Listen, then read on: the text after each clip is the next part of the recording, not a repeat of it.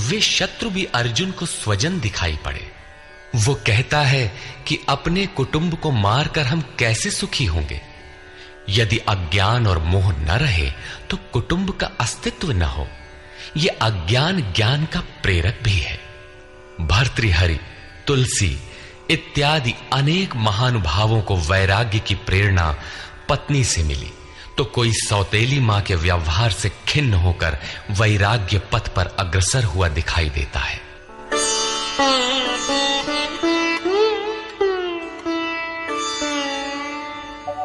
यद्यप्येतेन पश्यन्ति लोभोपहत चेतसः कुलक्षयकृतं दोषं मित्रद्रोहे च पातकम्।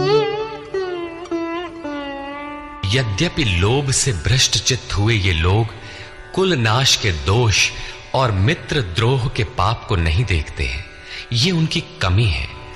फिर भी कथं न ज्ञेयमस्माभिः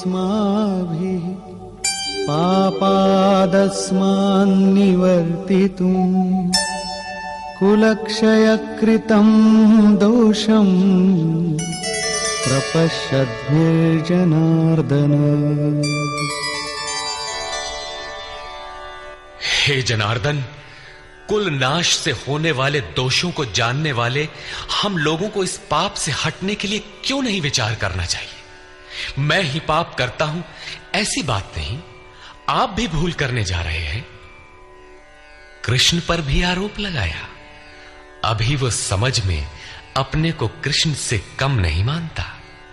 प्रत्येक नया साधक सद्गुरु की शरण जाने पर इसी प्रकार तर्क करता है और अपने को जानकारी में कम नहीं समझता। यही अर्जुन भी कहता है कि ये भले न समझें, किंतु हम आप तो समझदार हैं। कुल नाश के दोषों पर हमें विचार करना चाहिए। कुल नाश में दोष क्या है? कुलक्षये प्रणश्यन्ति कुलधर्माः सनातनाः धर्मे नष्टे कुलं कृत्स्नम् अधर्मोऽभिभवत्युत। कुल के नाश होने से सनातन कुल धर्म नष्ट हो जाते हैं। अर्जुन कुल धर्म कुलाचार को ही सनातन धर्म समझ रहा था। धर्म के नाश होने पर संपूर्ण कुल को पाप भी बहुत दबा लेता है। अधर्माभिभवात् कृष्ण प्रदुष्यन्ति कुलस्त्रियः स्त्रीषु दुष्टासु वार्ष्णेय जायते वर्णसंकरः। हे कृष्ण, पाप के अधिक बढ़ जाने से कुल की स्त्रियां दूषित हो जाती हैं। हे वार्ष्णेय, स्त्रियों के दूषित होने पर वर्ण संकर उत्पन्न होता है। अर्जुन की मान्यता थी कि कुल की स्त्रियों के दूषित होने से वर्ण संकर होता है, किंतु श्री कृष्ण ने इसका खंडन करते हुए आगे बताया कि मैं अथवा स्वरूप में स्थित महापुरुष यदि आराधना क्रम में भ्रम उत्पन्न कर दे तब वर्ण संकर होता है। वर्ण संकर के दोषों पर अर्जुन प्रकाश डालता है।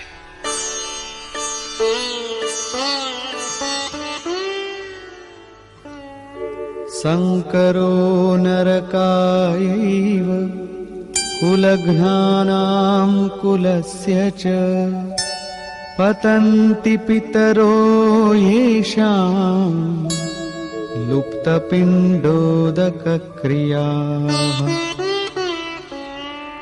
वर्ण संकर कुल घातियों और कुल को नरक में ले जाने के लिए ही होता है। लुप्त हुई पिंड क्रिया वाले इनके पितर लोग भी गिर जाते हैं। वर्तमान नष्ट हो जाता है, अतीत के पितर गिर जाते हैं और भविष्य वाले भी गिरेंगे। इतना ही नहीं, दोषैरेतैः कुलघ्नानां वर्णसंकरकारकैः उत्साद्यन्ते जातिधर्माः कुलधर्माश्च शाश्वताः। इन वर्ण संकर कारक दोषों से कुल और कुलघातियों के सनातन कुल धर्म और जाति धर्म नष्ट हो जाते हैं। अर्जुन मानता था कि कुल धर्म सनातन है, कुल धर्म ही शाश्वत है, किंतु श्री कृष्ण ने इसका खंडन किया और आगे बताया कि आत्मा ही सनातन शाश्वत धर्म है। वास्तविक सनातन धर्म को जानने से पहले मनुष्य धर्म के नाम पर किसी न किसी रूढ़ि को जानता है। ठीक इसी प्रकार अर्जुन भी जानता है, जो कृष्ण के शब्दों में एक रूढ़ि है। उत्सन्न कुलधर्माणां मनुष्याणां जनार्दन नरके नियतं वासो भवतीत्यनुशुश्रुम। हे जनार्दन, नष्ट हुए कुल धर्म वाले मनुष्यों का अनंत काल तक नरक में वास होता है, ऐसा हमने सुना है। कुल धर्म ही नहीं नष्ट होता, बल्कि शाश्वत सनातन धर्म भी नष्ट हो जाता है।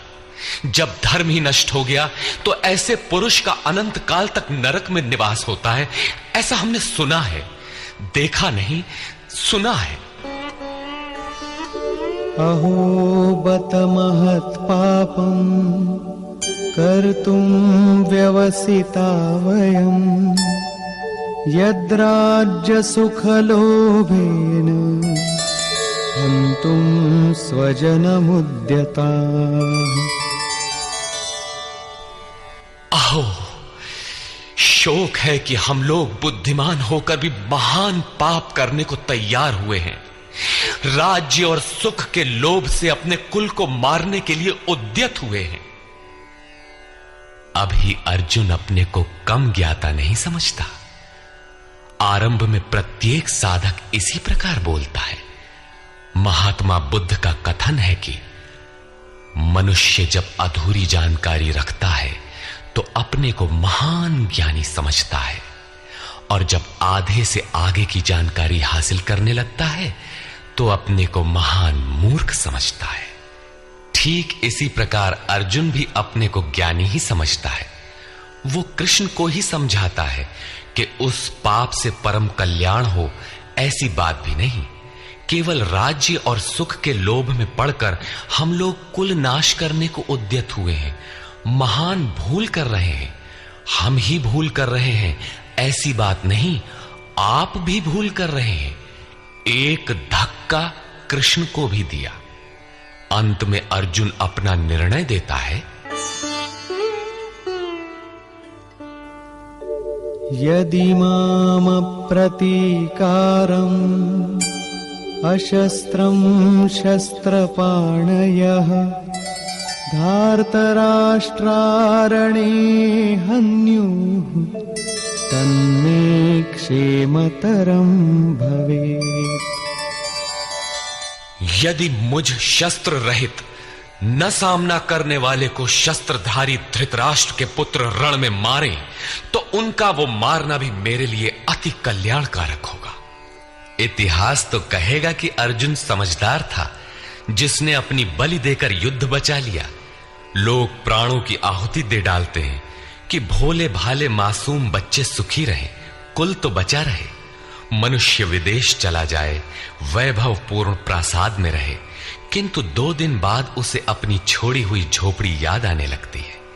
मोह इतना प्रबल होता है।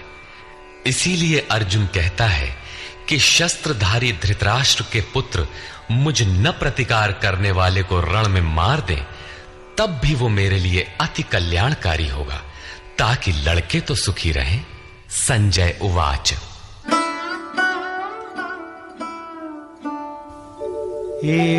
एवमुक्त्वार्जुनः संख्ये रथोपस्थ उपाविशत् विसृज्य सशरं चापं शोकसंविघ्नमानसः। संजय बोला कि रणभूमि में शोक से उद्विग्न मन वाला अर्जुन इस प्रकार कहकर बाण सहित धनुष को त्याग कर रथ के पिछले भाग में बैठ गया, अर्थात क्षेत्र क्षेत्रज्ञ के संघर्ष में भाग लेने से पीछे हट गया। निष्कर्ष, गीता क्षेत्र क्षेत्रज्ञ के युद्ध का निरूपण है। यह ईश्वरीय विभूतियों से संपन्न भगवत स्वरूप को दिखाने वाला गायन है। यह गायन जिस क्षेत्र में होता है वह युद्ध क्षेत्र शरीर है, जिसमें दो प्रवृत्तियां हैं, धर्म क्षेत्र और कुरुक्षेत्र। उन सेनाओं का स्वरूप और उनके बल का आधार बताया। शंख ध्वनि से उनके पराक्रम की जानकारी मिली। तदनंतर जिस